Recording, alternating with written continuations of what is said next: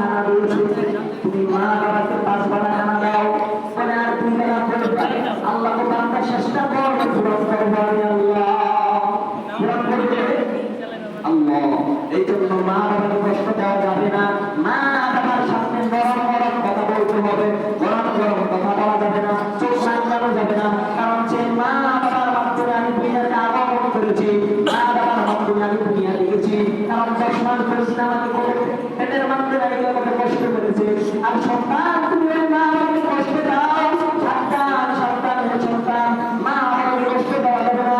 10 মাস কত কষ্ট করেছে মা, 7 আসমান 7 জমিন মার মাথার উপরে ছিল, শুধু তাই নয় সন্তান সাহাবী হিসেবে আমি মাকে পরিশোধ করবো বলে কেমনে, বলে মক্কা থেকে মদিনা পর্যন্ত আমার মাথা আমি খাতে নিয়ে কাজ করবো। শুরু হবে পয়গম্বর রাহমাতুল আলামিন ডাক মেরে কয়, ও সাহাবী শুনো, তোমার মাকে পরিশোধ হবে না, এক ফোঁটা দুধ যদি পান করেছি না, এই দুধের দাম হবে না।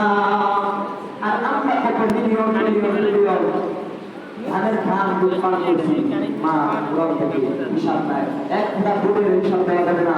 আল্লাহর কসম করে বলি, হে যুবক ভাইরা, হে তালিম ভাইরা আমার, মা বাবার কষ্ট দেওয়া যাবে না, মায়ের কষ্ট দেওয়া যাবে না ইনশাআল্লাহ। আল্লাহ পাক রব্বুল আলামিন আমাদের সকলকে মা বাবার খেদমত করার তৌফিক দান করেন, সকলে আমিন।